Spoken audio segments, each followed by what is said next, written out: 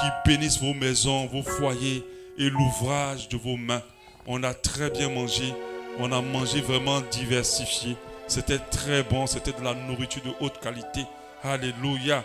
Que Dieu se souvienne aussi de ceux qui ont aidé à nettoyer, à laver, à servir. Vraiment que Dieu vous bénisse. Alléluia. Amen. C'est comme ça qu'on prend des grâces et des bénédictions en étant au service des autres. Alléluia.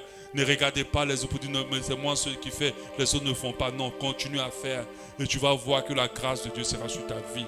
Amen. Amen. Alléluia. Nous bénissons le Seigneur pour la part que nous sommes bénis pour ça. Nous allons continuer sur notre série d'enseignements par rapport à notre thème de l'année qui est se préparer pour le retour du Seigneur. Nous sommes en train de voir une série d'enseignements, les avertissements du Seigneur pour les temps de la fin. Les avertissements du Seigneur pour les temps de la fin. Et j'étais en train de nous dire que il n'y a aucun parent qui éduque son enfant sans avertissement. Aucun. Si tu éduques ton enfant, si tu ne l'avertis pas, si c'est un danger de la vie, tu peux livrer ton enfant. On sait qu'il y a des enfants, il y a des gens qui volent les enfants, qui vont les sacrifier, qui vont les tuer. On sait que quand la fille va grandir, il y a des hommes de mauvaise foi qui vont les détourner, les enceinter, les abandonner. On sait que les hommes, ils peuvent se retrouver s'il y a des femmes de mauvaise foi qui peuvent faire ci et ça, et pas mal de choses. Alors, on donne des avertissements à nos enfants. On dit que si quelqu'un que tu ne connais pas, arrête la voiture et dis, moi je te dépose, je connais tes parents, tu dois dire non. Mais si tu te donnes le bonbon, tu dois dire non. On donne beaucoup d'avertissements. On donne des avertissements par rapport aux escroqueries. On donne des avertissements par rapport au feu. Ne touche pas le gaz. Ça, c'est très dangereux. Ne touche pas. On donne tellement d'avertissements à nos enfants. Mais pourquoi on le fait? Parce que ça fait partie non seulement de l'éducation, mais surtout pour préserver sa vie. Alléluia. Pour préserver sa vie. Si vous n'éduquez pas vos enfants avec des avertissements, vous livrez vos enfants. Alors le Seigneur, comme il est le bon Père, il n'a pas seulement donné sa parole, n'est pas seulement une parole pour le ciel, mais c'est une parole aussi qui est remplie d'avertissements. La parole de Dieu est parsemée d'avertissements. Alléluia. Et des avertissements surtout pour les temps de la fin. Il nous a donné beaucoup d'avertissements afin que nous préservions notre vie physique déjà, mais surtout notre vie éternelle. Si nous ne tenons pas compte des avertissements de Dieu, nous pouvons rater la vie éternelle. Alléluia. Malheureusement, beaucoup ne sont pas conscients des avertissements du Seigneur dans le temps de la fin. Et moi, sincèrement, mon but, ce n'est pas juste d'avoir une église, de se retrouver là. J'ai tellement de choses à faire que je pourrais ne pas être là. Je pourrais faire autre chose. Alléluia. Mais j'ai le fardeau, non seulement d'être sauvé moi-même, mais de permettre que tout ce que Dieu me confie soit sauvé. Et alors, il faut leur donner la nourriture qui vont les sauver. Si on ne vous parle pas des temps de la fin et des avertissements du Seigneur pendant les temps de la fin, on vous expose.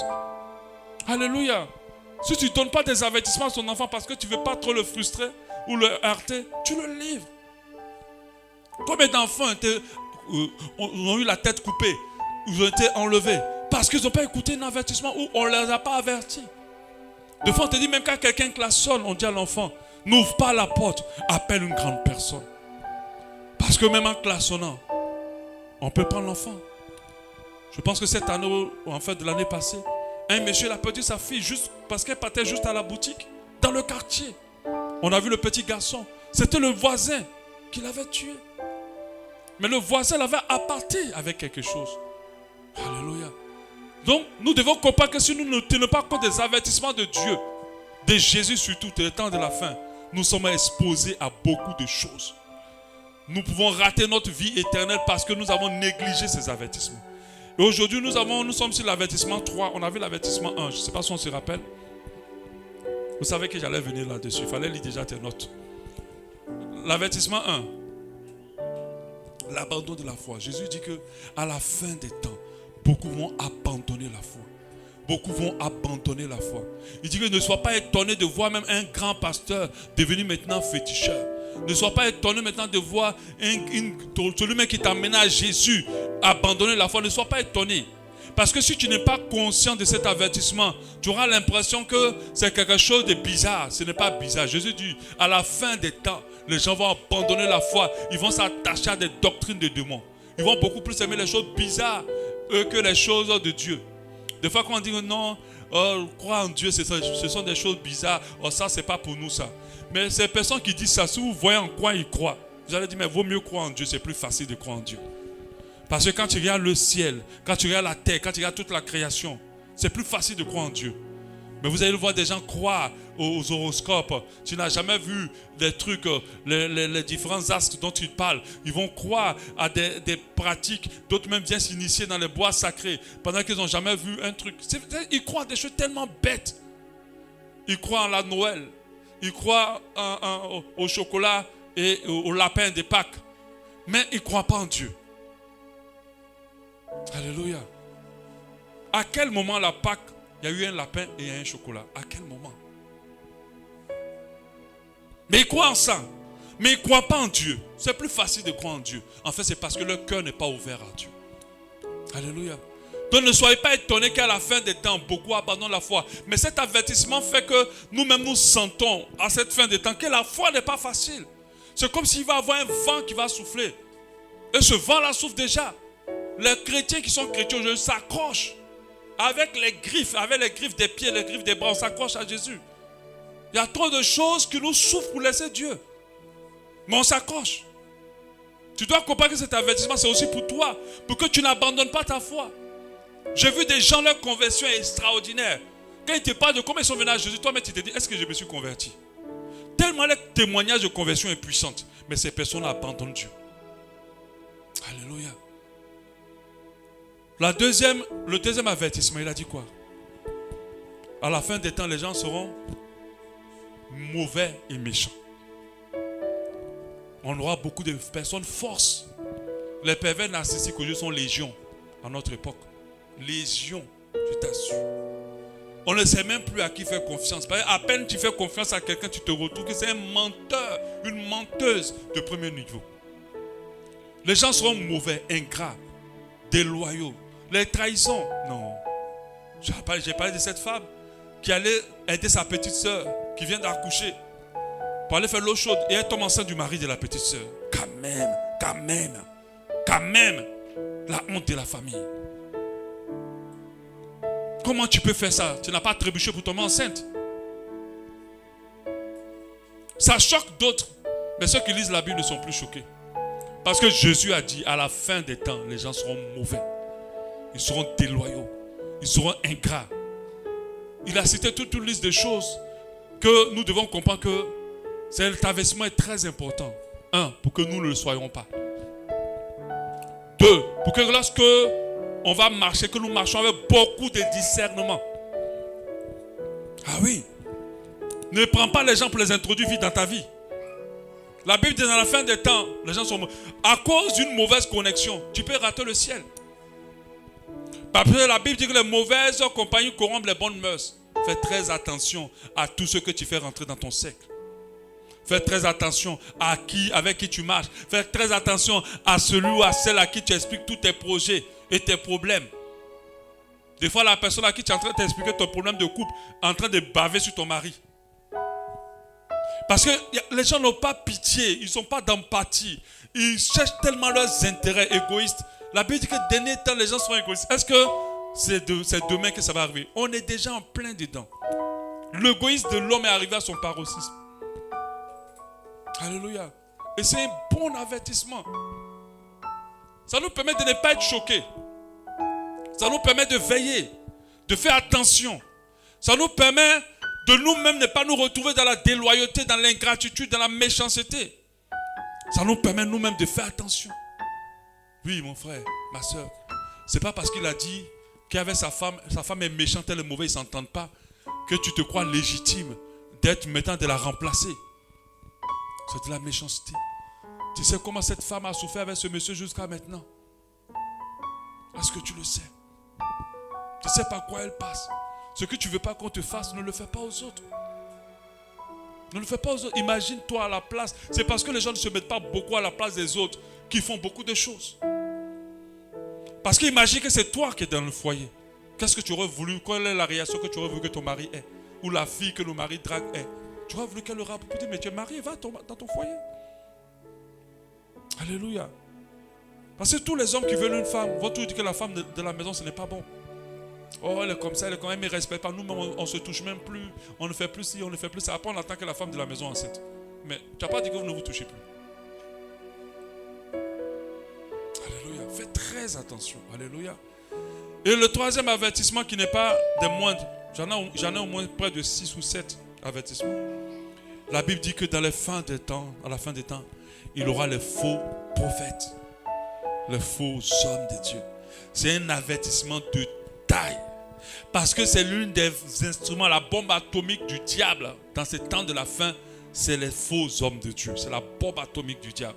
C'est l'une de ses armes les plus puissantes pour détourner beaucoup de voix du Seigneur. C'est l'une de ses armes les plus puissantes. Parce qu'il n'agit plus de l'extérieur, il agit de l'intérieur. Je pense que quand on t'attaque de l'intérieur, on t'attaque puissamment.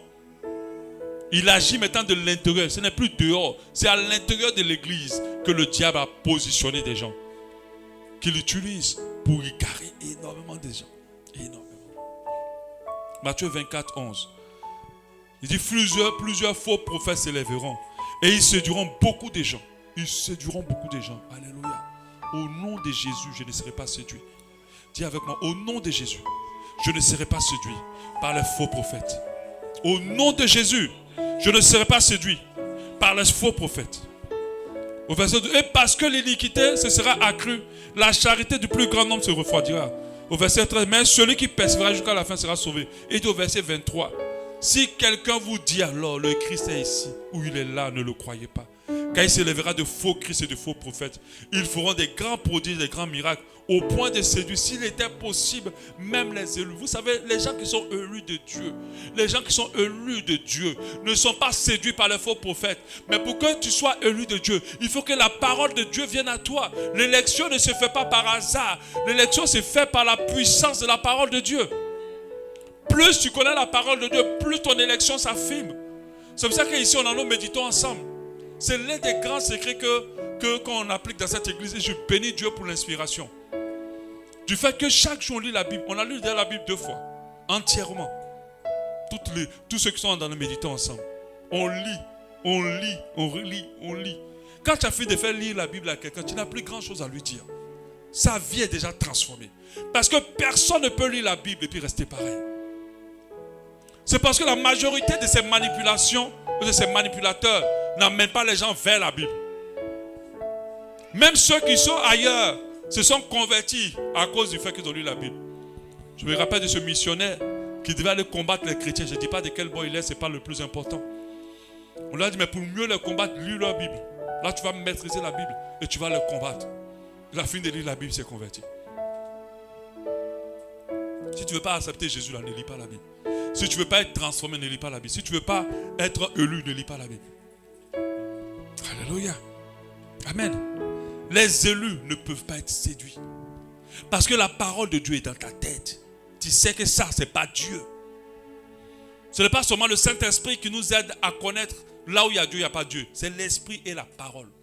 L'Esprit et l'eau. L'eau et l'Esprit. Nous devons naître d'eau et d'Esprit. L'eau, c'est la parole. Si tu es seulement Saint-Esprit, tu vas t'égarer. Tu vas te trouver dans la sorcellerie. Tu vas penser que tu es avec Dieu, que tu es dans la sorcellerie, tu es mais dans une confrérie de sorcellerie. C'est la parole qui va équilibrer l'action du Saint-Esprit en toi. Plus tu lis la parole, elle donne de l'équilibre. Parce que l'Esprit de Dieu n'a pas de puissance sans la parole. La parole ne veut rien dire sans l'Esprit. Alléluia. Amen. Ceux qui sont assidus à la lecture de la parole se rendront vite compte que l'un des avertissements du Seigneur pour le temps de la fin qui revient dans plusieurs versets, c'est l'avertissement contre les faux prophètes. Le Seigneur nous préserve pour préserver notre vie éternelle. Demande aux chrétiens, aux croyants des temps de la fin de faire attention aux faux hommes de Dieu. Cet avertissement n'a pas été négligé, n'est pas à négliger, il est sérieux. Il nous aidera à ne pas rater le ciel à cause d'un faux homme de Dieu, un faux pasteur, un faux docteur, un faux homme de Dieu. La Bible dit que vous fermez le ciel aux gens. Jésus leur parlait, il a dit, vous fermez le ciel aux autres. C'est vous qui fermez. Combien d'hommes de Dieu sont en train de fermer le ciel à des chrétiens? Ils sont en train de fermer le ciel aux enfants de Dieu. Ils sont en train de fermer le salut aux enfants de Dieu. Plusieurs sont en train de rater leur vie. Tous ces programmes avec des pubs et des choses. Mais il n'y a rien qui parle pour la repentance des chrétiens, ni pour leur salut. Et beaucoup vont rater le ciel parce qu'ils ont été loyaux à un homme de Dieu que d'être loyal à Jésus et à sa parole. Amen. Nous on suit Jésus. Si on te suit, c'est que tu as Jésus. Si tu n'as pas Jésus, tu n'es pas digne d'intérêt. Je préfère que le monde me rejette. Je préfère qu'on me coupe tous les vivres. Mais que je ne perde jamais Jésus. Même si quand on a jeté Joseph dans le trou, malheureusement ils l'ont jeté dans le trou avec Jésus. Alléluia. Parce que c'est une chose qu'on ne peut pas t'arracher. Amen.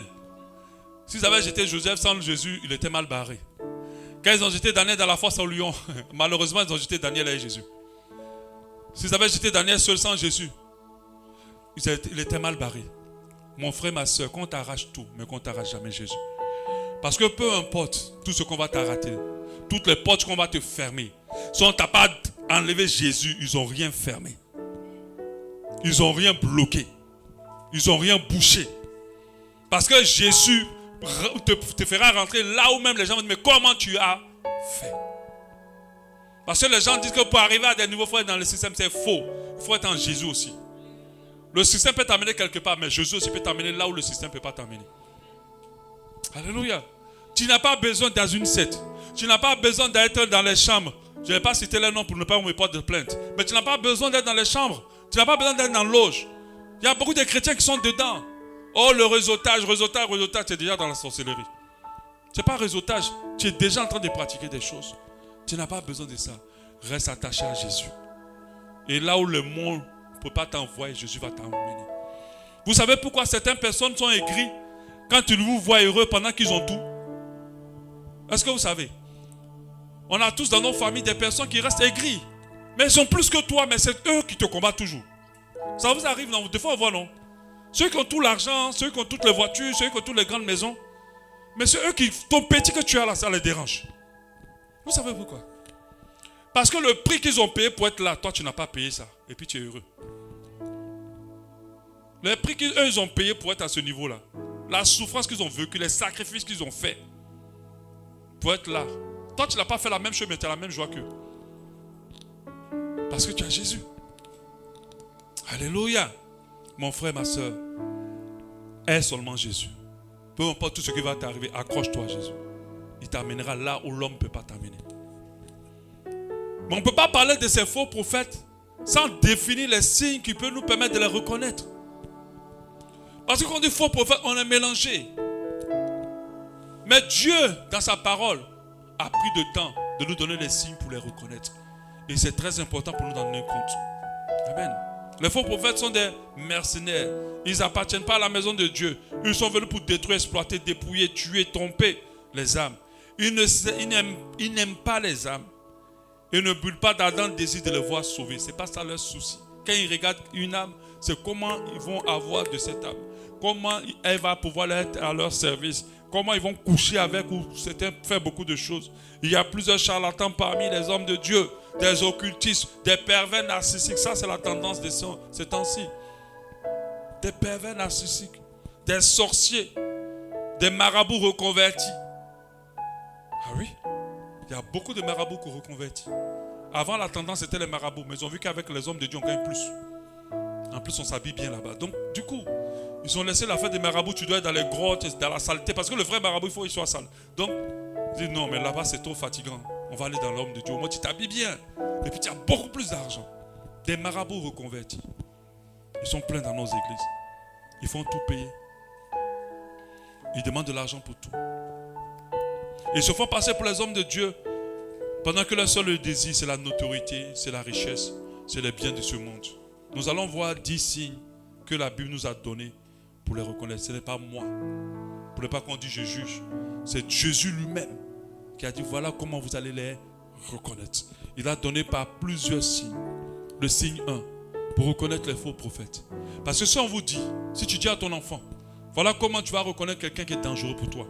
Celui que tu ne connais pas, qui t'éteint un bon moment, ne refuse. Comment reconnaître un abuseur? On dit à l'enfant, même quand il a déjà 4, 5, 6, 8 ans, on dit si tu vois quelqu'un toucher devant, si tu vois quelqu'un toucher derrière, ou là, faut dire que c'est une mauvaise personne, il faut venir me dire. Tu dis ça déjà à l'enfant. Mais il y a des gens qui n'ont pas dit à leur enfant, puis l'enfant a été violé, abusé. Mais quand tu dis déjà petit à l'enfant c'est maman, tonton m'a touché. Avant que ça soit grave, on peut sauver l'enfant. On peut sauver l'enfant. Mais comme on n'a pas dit à l'enfant, parce qu'on est timide, on ne prévient pas, l'enfant se fait avoir. Et deux fois même, moi j'ai vu des cas où on était au courant, même l'enfant est déjà adulte.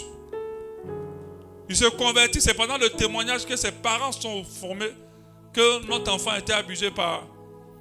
J'avais écouté le témoignage d'une jeune fille, c'était son propre oncle.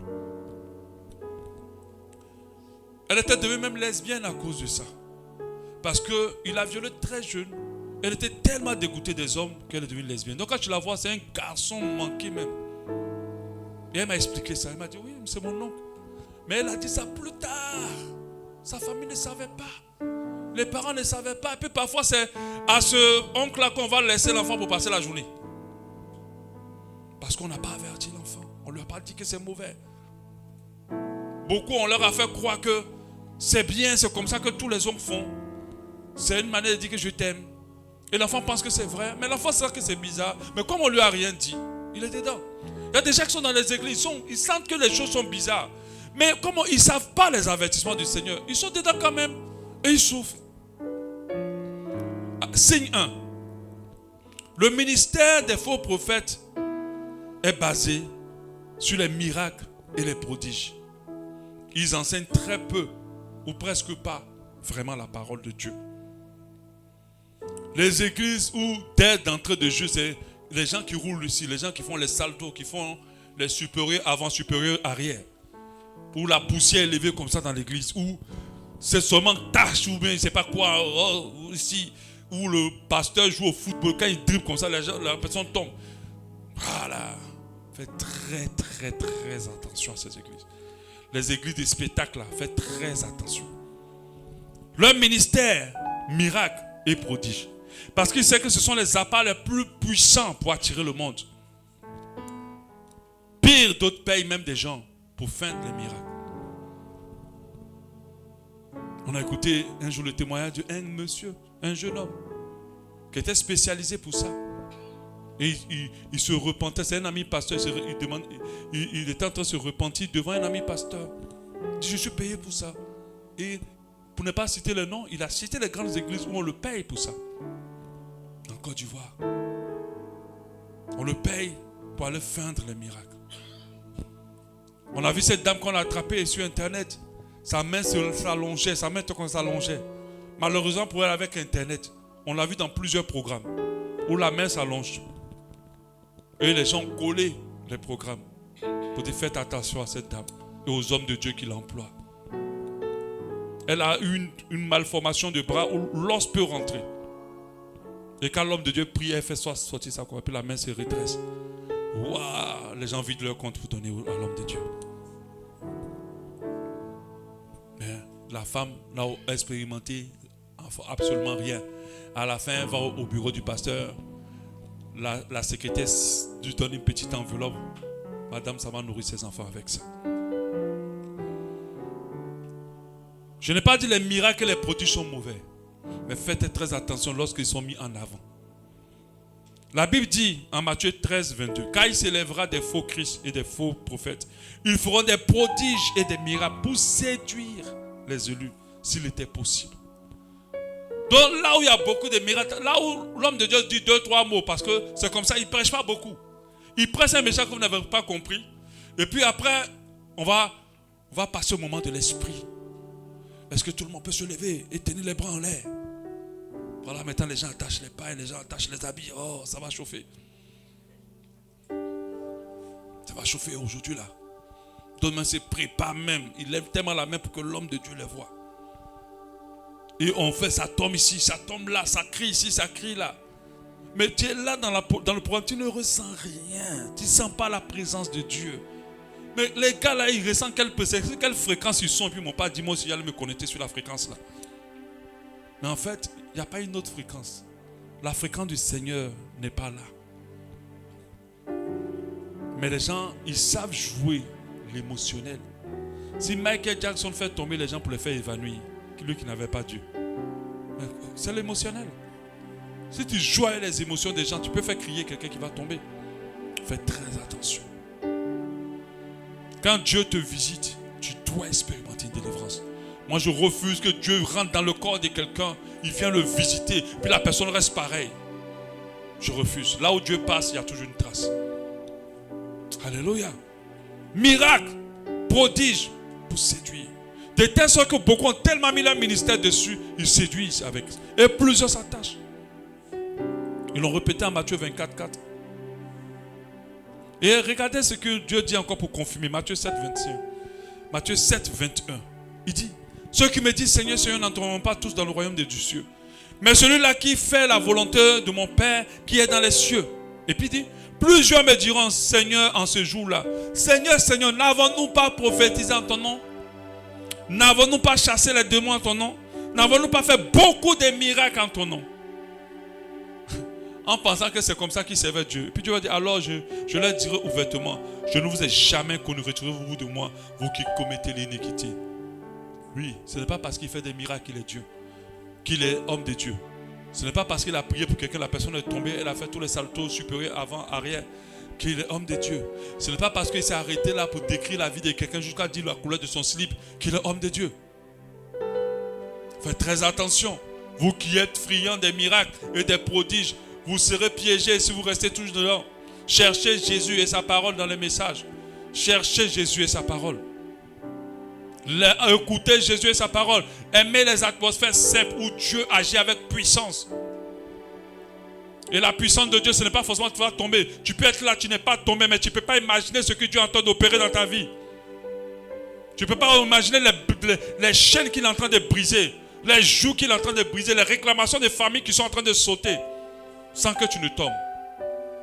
Moi, je ne suis jamais tombé, mais je suis venu de loin. Dieu sait d'où je viens. Alléluia. Mais je n'ai pas dit que les gens ne peuvent pas tomber. Puisque avec Jésus, les gens tombent. Mais qui tombent par l'esprit. Mais qui ne tombent pas parce qu'on les a taclés. Mais pour combien de fois on tacle les gens? Pendant qu'il prie pour toi, le pasteur, il te fauche le pied. Même si ce n'est pas l'esprit. De fait que tu sois seulement tombé, on dit le pasteur est puissant.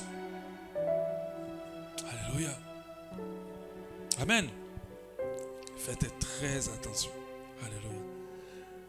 Là où on vous dit, programme du grand homme de Dieu, au stade ou aussi, au ça, où il y aura les miracles et les prodiges, n'allez pas. C'est du commerce. C'est du pur commerce. On n'attire pas les gens avec les miracles et les prodiges. On les attire avec l'évangile. Amen. Parce que tu peux avoir tous les miracles et les prodiges. Si tu n'as pas l'évangile, on perd ton temps. On a vu des ventes grossir en plein miracle. Après qu'on fait enquête, on voit que c'est un gadget pour grossir le... Mais attends. Mais c'est là que les gens aiment être là. On prie pour toi, enfant, maintenant que tu accouches là. Enfant, la mère veut ton enfer maintenant. Parce que enfants, les sont allés prendre dans le ténèbres pour te donner. Toi, mais tu regrettes jusqu'à d'avoir couché même. Tu aurais pu rester stérile. Parce que ceux qu'ils invoquent pour venir faire ces miracles-là, des fois, ce n'est pas des sources divines. Alléluia. Celui qui s'attend à Dieu le verra intervenir dans sa vie. Je répète, celui qui s'attend à Dieu le verra intervenir dans sa vie. L'Esprit de Dieu est répandu sur toute chair. Il n'est pas quelque part, il est partout. Tout dépend du niveau où tu crois en lui. Si ta foi se manifeste, tu verras Dieu. Alléluia. Faites très attention. Les miracles et les prodiges n'attestent pas que Dieu est là. Et ça, c'est l'un des trucs des faux prophètes. Sur YouTube, un peu partout. Homme de Dieu. Oh, pour le scanner, il dit la vie. Il fait ci. Il a prié pour beaucoup de personnes. Il a prié. Et les églises sont remplies. Les programmes sont remplis de monde. Mais en réalité, ces personnes ne servent pas Dieu. Alléluia. Le signe de... Ils ne confessent pas Jésus comme Seigneur et Sauveur, ni le chemin, la vérité et la vie. Là où il n'y a pas Jésus comme Seigneur et Sauveur, chemin, la vérité et la vie, c'est même pas la peine. Il y a une assemblée là qui vient de la Côte d'Ivoire, une église, où le prophète dit que c'est lui qui est le Jésus de notre temps et que c'est par lui que nous devons être sauvés. Mon frère, ma soeur, ne mets même pas ton pied là-bas. C'est un faux prophète.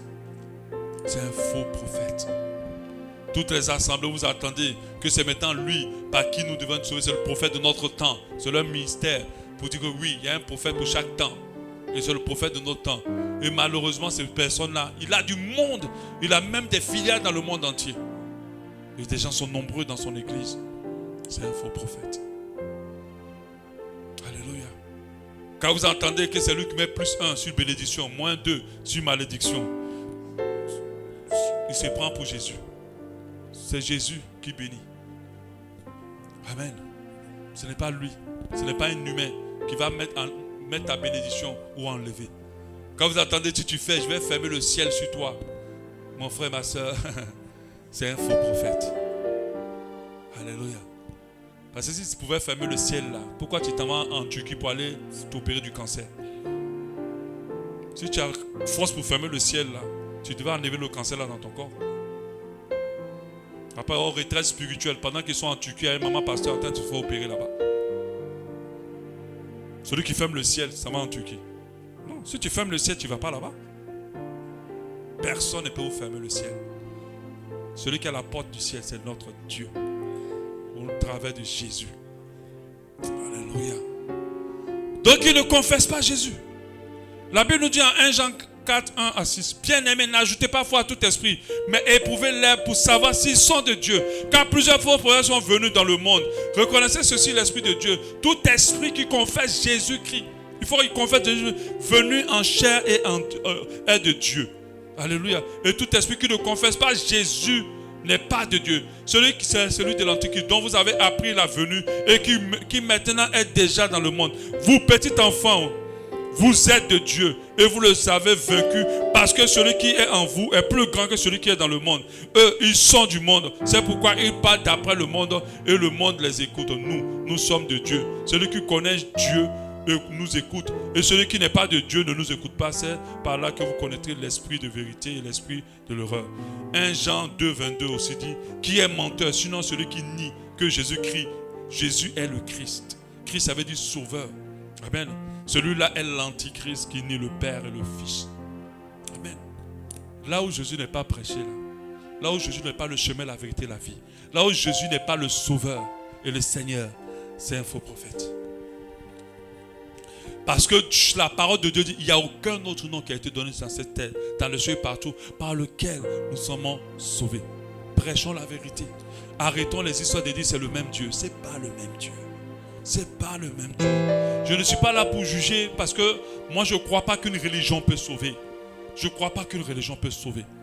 Je crois seulement que le salut est dans le sacrifice et la résurrection de Jésus. Et Jésus n'est pas mort pour une religion. Il est mort pour quiconque croit. Et ce quiconque, il est partout. Il est partout. Alléluia. C'est pas le même Dieu. C'est pas le même Dieu. Notre Dieu ne peut pas avoir diverses convictions.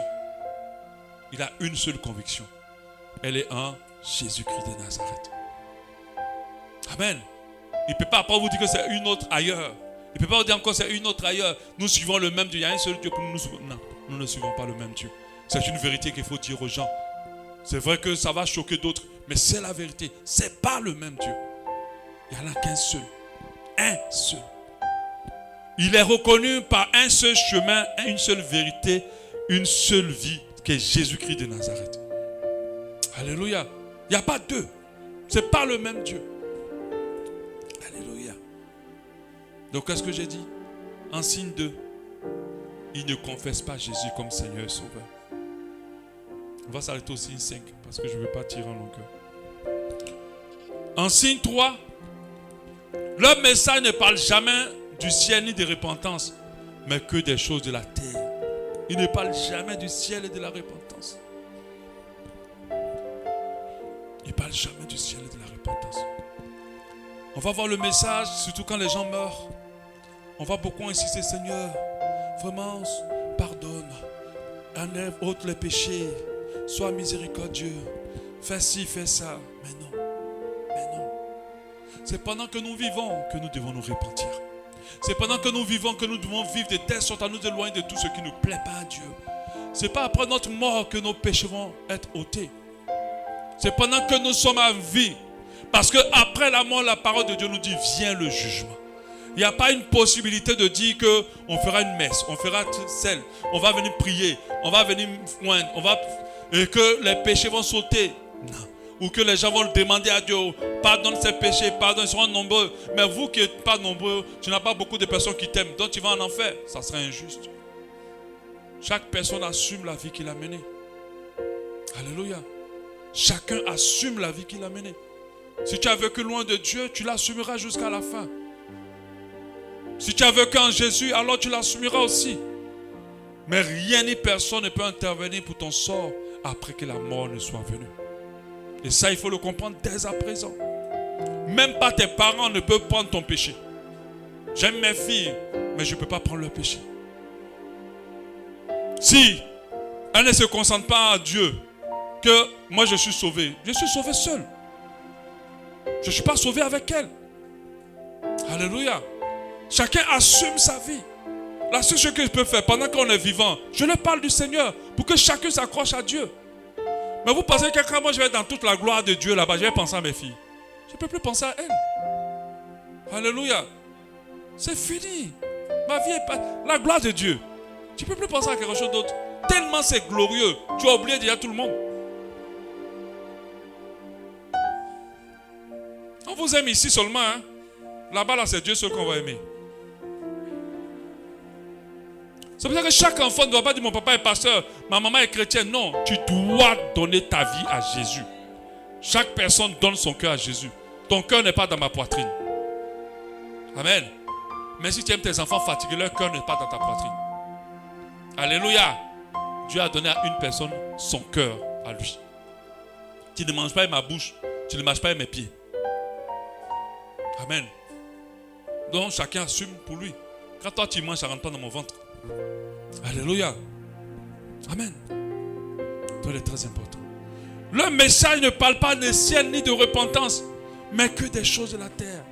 2 Timothée 2, 1 à 4. Je t'en conjure devant Dieu et devant Jésus, qui doit juger les vivants et les morts, au nom de son apparition et de son royaume.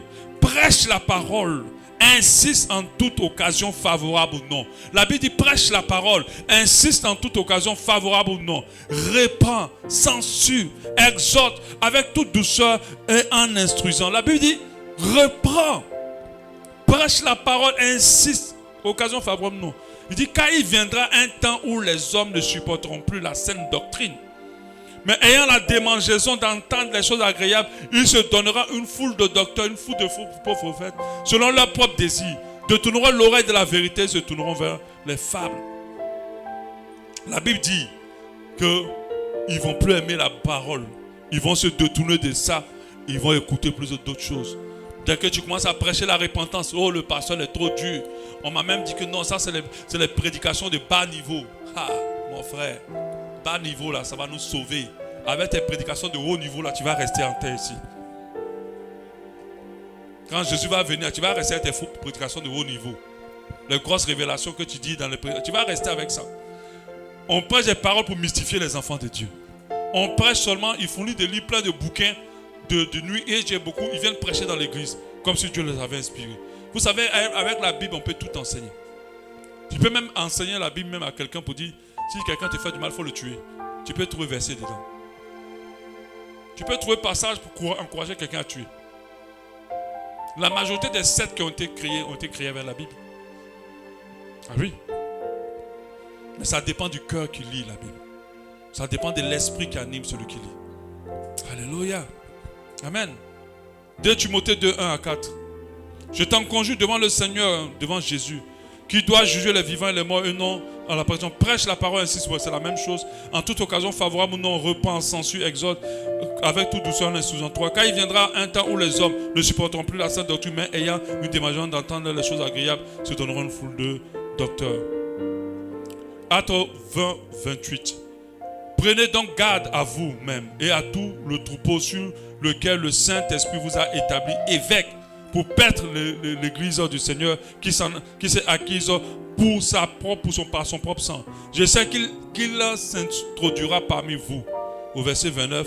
Après mon départ, des loups cruels qui n'épargneront pas le troupeau et qu'il s'élèvera du milieu de vous des hommes qui enseigneront des choses pernicieuses, qui enseigneront des choses pernicieuses pour entraîner les disciples après eux. C'est-à-dire que leur enseignement, ce n'est pas pour conduire les gens à Dieu, mais c'est pour que les gens les suivent. C'est pour ça que lorsqu'on s'élève contre ces hommes-là, on ne touche pas à mon daddy. Parce qu'ils ne sont pas en train de suivre Jésus, ils sont en train de suivre des hommes. Veillez donc, vous souvenant que durant 3 années, je n'ai cessé nuit et jour d'exhorter avec l'âme pour chacun de vous. Oui, il ne prêche plus la parole. Il ne prêche plus l'évangile. Il ne prêche plus la repentance. Ils sont prophètes que des bonnes choses. Oh mon frère, Dieu me dit tu vas voyager. Ma soeur, je vois ton mariage. Dieu m'a dit il y a une grande promotion qui vient à toi. Je vois des entreprises. Mais avant, quand les prophètes ouvraient la bouche, tout le monde tremblait. Parce que c'était pour dénoncer les péchés. C'était pour révéler les états. C'était pour demander aux gens que Dieu, c'était pour dire aux gens, Dieu n'est pas content de vous. Repentez-vous. C'était là le rôle des prophètes. Afin que les gens puissent s'ajuster. Alléluia. Mais aujourd'hui, quand le prophète ouvre la bouche, c'est que le bien, les biens. Combien de femmes se sont fait dépouiller parce qu'elles ont vu seulement qu'elles avaient un peu de moyens. Les femmes sont très sensibles dans les églises, malheureusement. Elles sont les cibles préférées des faux prophètes. Alléluia. Les cibles préférées des faux prophètes. Parce que la femme de nature est une personne engagée. Amen. Quand elle s'engage dans quelque chose, elle est là. Vous allez voir le ministère de Jésus. Les femmes étaient là. Quand ils l'ont mis dans le tombeau, tous les hommes avaient disparu. Mais c'est les femmes qui sont allées pour dire non. Même quand il est mort, on va faire toujours le ministère. Elles sont allées chercher les parfums, les choses pour l'embaumer. Elles sont allées chercher vraiment des choses pour s'occuper jusqu'auprès de lui. Pendant que tous les disciples, ceux à qui il a donné les grands postes, avaient disparu. Mais en même temps, quelles sont des forces pour le ministère? Elles sont les cibles préférées des faux hommes de Dieu. On les couche, on les trahit, on les dépouille. Comme des femmes, il y a certains mecs qui se retrouvent à donner un salaire par mois à l'homme de Dieu. Chaque mois, ma fille, Dieu me dit que tu vas me donner 1 million par mois. Le Seigneur dit, il va t'élever. Il faut écouter la parole de Dieu. Oh papa, merci. Amen, amen. Ok papa, il n'y a pas de problème. Je vais m'occuper de ça.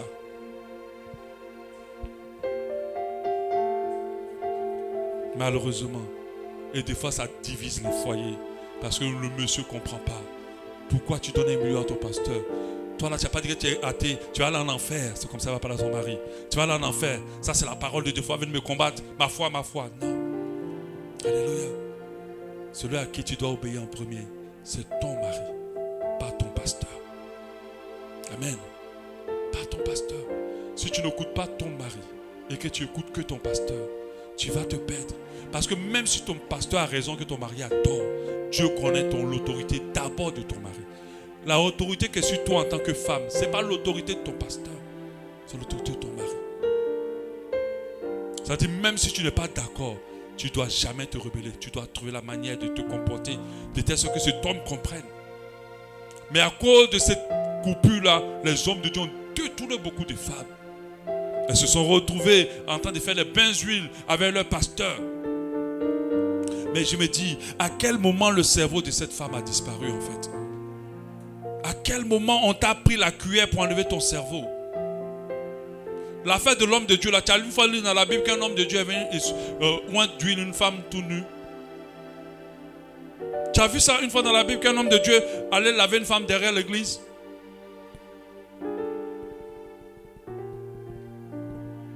Et j'avais vu dans une église, l'homme de Dieu embrassait les femmes une à une pour leur délivrance. Les pauvres femmes, vraiment que Dieu vous protège. Que Dieu vous protège. Parce qu'elles sont les cibles de ces hommes de Dieu, malheureusement. J'avais été choqué par une dame qu'on connaissait, elle était l'une de nos propriétaires de maison. Et son pasteur l'avait draguée. Elle était tellement dégoûtée et choquée. Oh, c'était une femme qui donnait tellement d'argent à cette église. Elle a même construit le bâtiment de l'église avec ses petits fonds. Et à la fin, l'homme de Dieu l'a invité à manger et aller à l'hôtel. Pendant que c'est une femme mariée.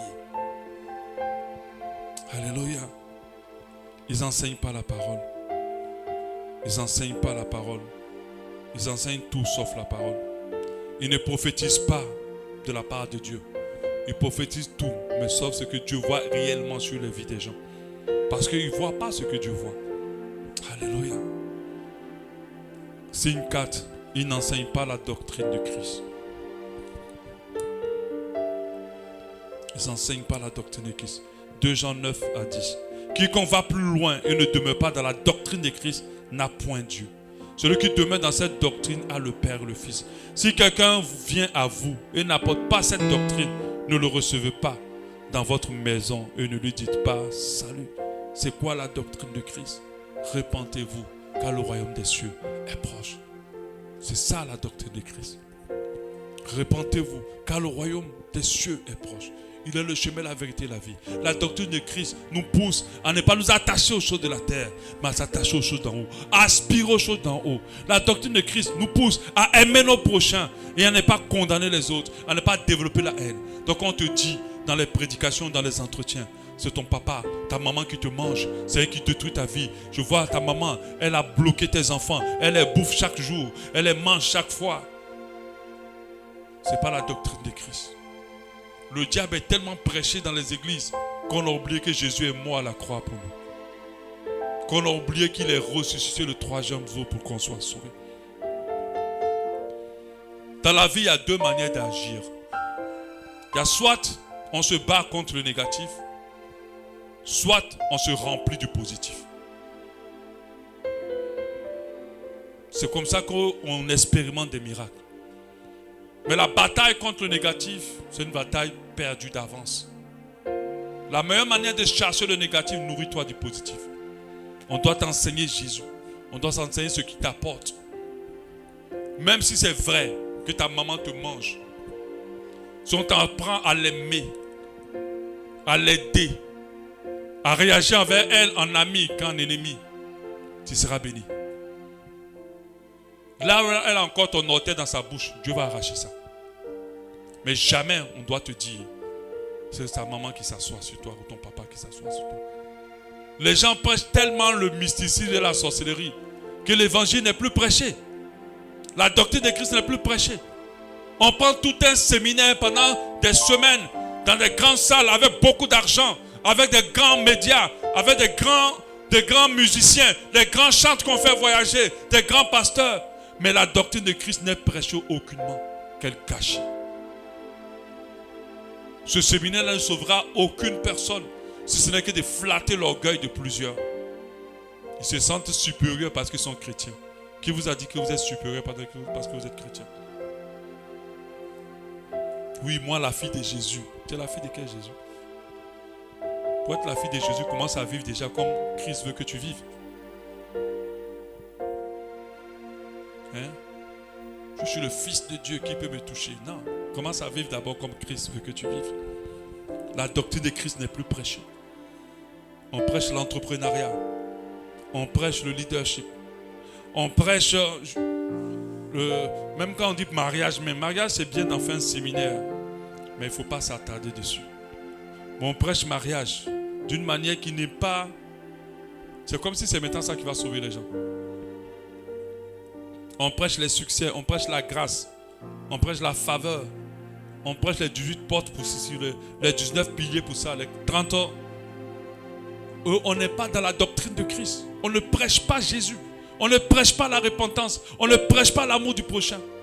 Mais si c'est 19 piliers pour rentrer dans je ne sais pas quoi, comment ouvrir le ciel? Le ciel est déjà ouvert. Seul que l'accès au ciel, c'est Jésus seul. Il n'y a pas autre accès. Tu ne peux pas ouvrir le ciel. Amen. Il a été déjà ouvert par Christ. Le chemin, la vérité et la vie. Et après, derrière, on vend des livres, on vend des manuels, on vend des entretiens. On vend des mouchoirs, on vend de l'eau, on vend du sel, on vend l'eau bénie d'Israël. Je vais dire à quelqu'un, nos terres ici là, sont plus bénies que là-bas. Oui. La bénédiction, ce n'est pas le matériel, c'est la connexion que tu as avec Dieu. Alléluia. Et le niveau de ton obéissance à sa parole et à sa volonté. C'est là que tu es béni. Mais on prêche tout ça. Ils enseignent tout, mais pas la doctrine de Christ. Amen. Et en signe 5.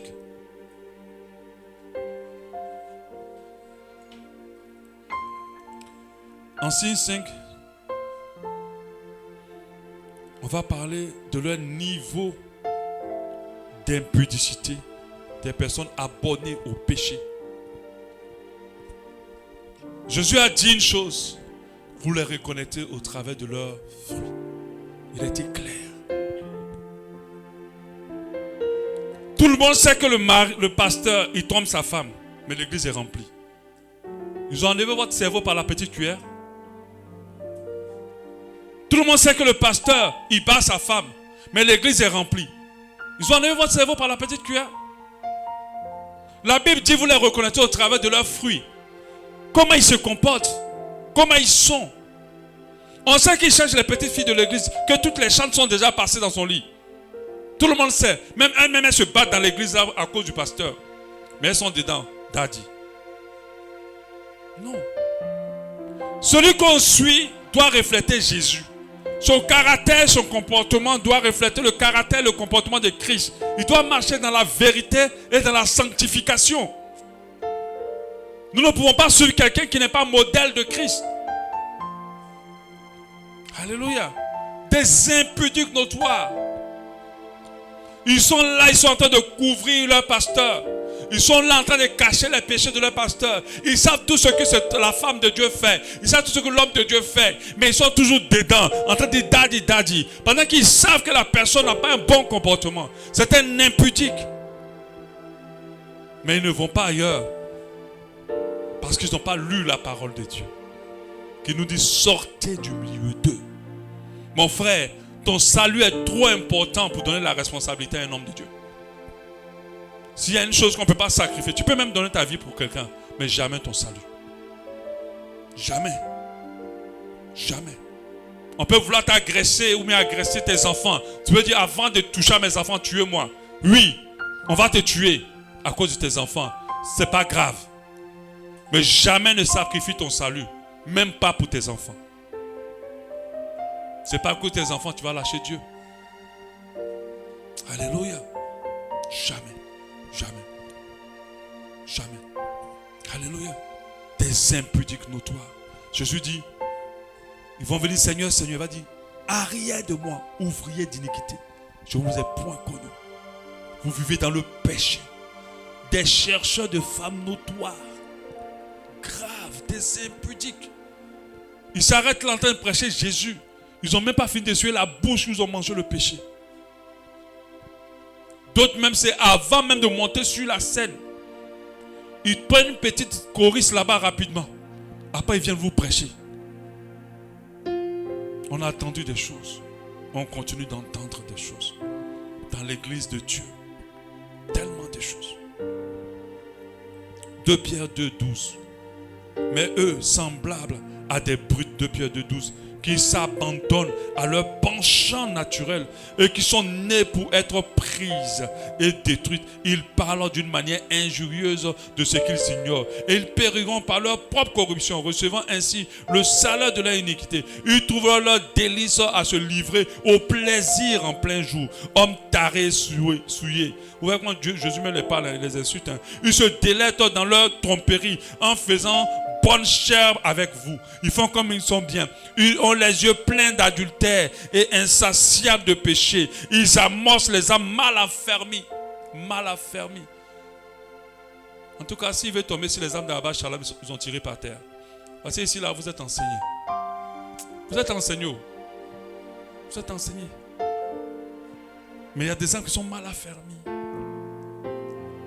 Le pasteur, comme si tu es un bébé, il va te mettre la crème huile. Et toi, tu ne sais, non, j'insiste là-dessus, parce que ça ne se passe jusqu'à aujourd'hui. Et tu n'as pas vu à quel moment ce gars-là, il veut seulement profiter de toi. Parce qu'il finit toujours par coucher.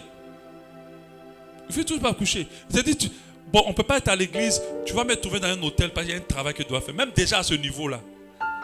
C'est pasteur. Si tu n'as pas le courage de le dire, pasteur, j'arrive. Tu bloques son nom, tu quittes l'église. Mais si tu as le courage, comme on a fait à l'autre pasteur à Bruxelles là-bas. Tu dis, pasteur, il n'y a pas de problème. Tu vas prendre des loupards, des gens musclés. Allons-y, au rendez-vous. Tu rentres, tu dis, quand je vais vous faire signe, vous rentrez. C'est ce que la fille a fait. À un moment donné, le pasteur était déjà bien tendu. Il s'est dit, voilà une autre proie ici.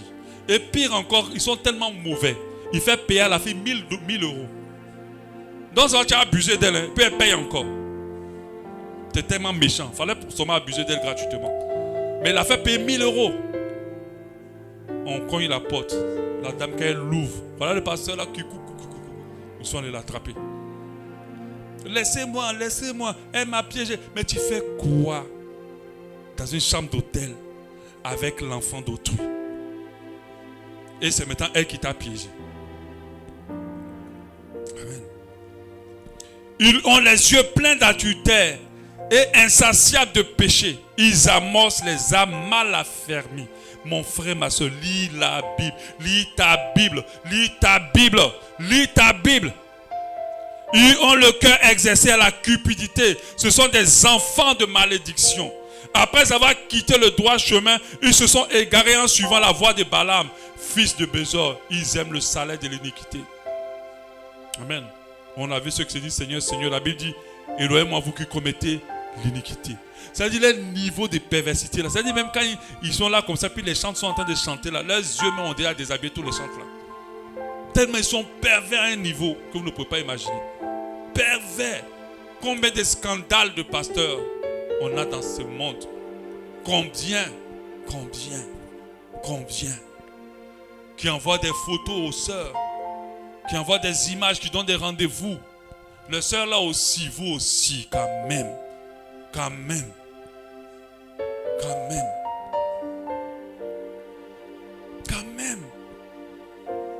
Vous avez cherché Marie jusqu'à c'est un pasteur, un impudique.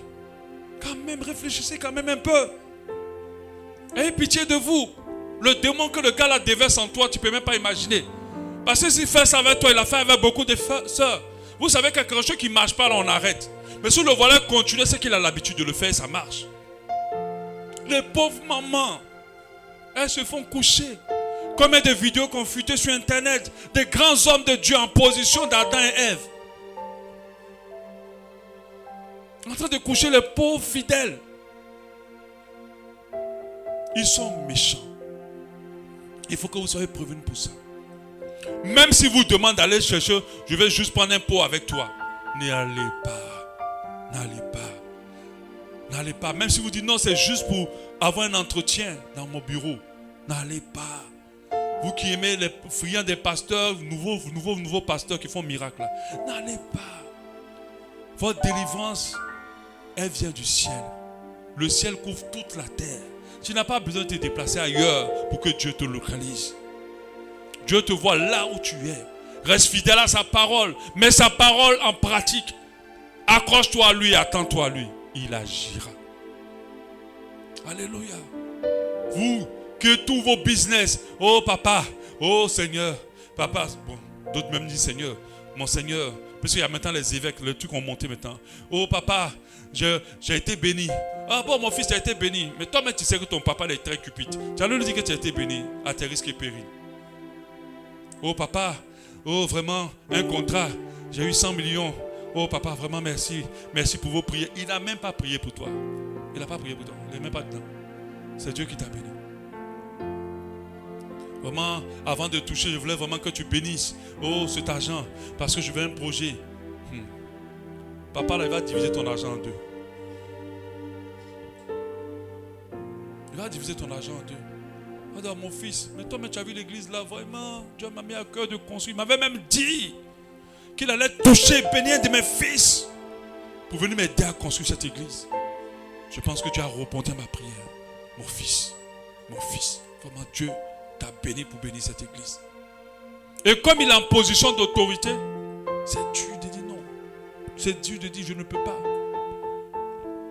Et on est obligé de donner. Quand vous donnez. Mais il a pris l'argent, elle a voyagé à Obama, ça. Maman pasteur qu'elle a acheté ses sacs. Elle a acheté ses sacs, elle a acheté ses robes. Elle a acheté ses perruques.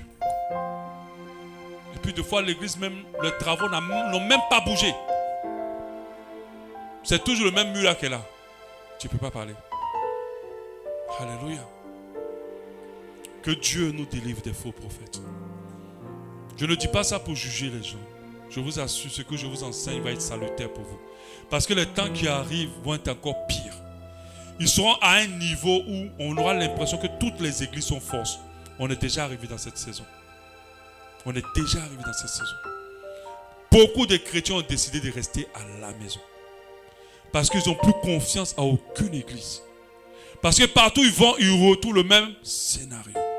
Dès que tu arrives, on cherche à savoir quel poste tu as, quel argent tu as, comment tu peux. Dès qu'on a percuté que tu as les moyens, c'est fini. On a fond sur toi. Alléluia. Mais ils ne savent pas que tu es venu, tu as besoin d'aide. Tu as besoin d'expérimenter Christ. Tu as besoin d'expérimenter des choses. Tu as besoin de te rapprocher de Dieu. C'est ta priorité. Si tu es touché, alors tu béniras naturellement. Et je me rappelle pour terminer, j'ai dit, j'étais avec des amis pasteurs avec qui je ne marche plus trop aujourd'hui. Et il y a un qui dit, il y a un Libanais qui avait prié pour, non pas un Libanais, un homme de Dieu qui avait prié pour un Libanais. Et il avait aidé le Libanais à payer un terrain en le conseillant de payer, Dieu va te bénir. Et sur le terrain du Libanais, heureusement pour lui, se trouvait du pétrole. Et le Libanais est extrêmement riche. Et Dieu, le Libanais est venu pour lui donner beaucoup d'argent. Et moi, j'ai dit, non, je ne prends pas. Moi, mais comment ça? Dieu veut que tu prennes. C'est toi qui as prié, c'est toi qui as... On fait comme si c'était un service. Je lui ai dit, mais faites attention, il n'est pas converti. On ne prend pas l'argent des gens qui n'ont pas encore Jésus. Sinon, ils ne comprennent pas en fait que le plus important pour eux, pour la connexion que Dieu a mis entre toi et eux, ce n'est pas leur argent, c'est eux. Dieu veut qu'ils donnent d'abord leur cœur. Donne d'abord ta vie à Jésus avant de donner ton argent dans une église. J'ai envie de répéter ça. Donne d'abord ta vie à Jésus avant de donner ton argent dans une église. Alléluia. Parce que c'est ta vie qui intéresse Dieu. Ce n'est pas ton argent. Amen. Et c'est ce qu'on doit mettre en tous ceux qui viennent dans l'église. On doit les faire comprendre. Ton argent, garde-le. Dieu prend soin de nous jusqu'à maintenant. C'est parce qu'on n'est pas rempli de grandes ambitions. Je n'ai pas vu de faire église sur 3 étages, 1000 étages. Ou bien église où on se balade avec les petites voiturettes. Mais église, on va prendre rien que le micro seulement te coûte 1 million. Je n'ai pas ambition de ça. Mon micro, ça parle, je peux enseigner, point. Donc du coup, je ne vais pas chercher plus d'argent. Alléluia. Mais quand les gens ont des grandes ambitions, ils pressent les gens, ils pressent. Parce que son voisin a construit sa big église. Il faut que j'aime ma big église. Des fois, vous voyez les écrans LED comme ça derrière. L'écran LED là peut régler le problème de toute une personne, toute une foule pendant toute une année. Rien qu'une plaque de l'écran LED coûte près de 7 à 5 millions. Amen. Après, ils vont donner l'excuse de l'excellence en Dieu, l'excellence. Mais Dieu t'a demandé de chercher. Dieu veut que les gens se convertissent. Même s'ils se convertissent dans la boue, ils n'ont qu'à se convertir. Amen. Ils n'ont pas besoin de se convertir dans les marbres. Ils n'ont pas besoin de se convertir dans les palais. Même s'ils se convertissent dans la boue, qu'ils se convertissent. C'est ça qui est le plus important. Ce n'est pas qu'ils soient dans les marbres, qu'ils ont les sons coaliseurs dans leurs oreilles pour se convertir. Même si le son là mais cache, tant que l'évangile touche le cœur, c'est le plus important. Alléluia. Faites attention aux faux prophètes. Forcément, vous allez être confronté à une copine ou un ami qui va vous dire, je connais un homme de Dieu. Père, mon frère, ma soeur, peu importe ce que tu vis, Jésus peut t'aider. Fais-lui confiance. Il te sortira de là. Si tu as besoin de prière, viens, dis-nous. Les frères et les sœurs, on se mettra ensemble. On priera pour toi.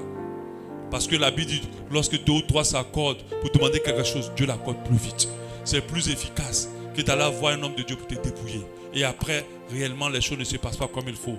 Des fois, il te retient un problème, mais il t'en donne un autre. Faites attention. Alléluia. On va prier.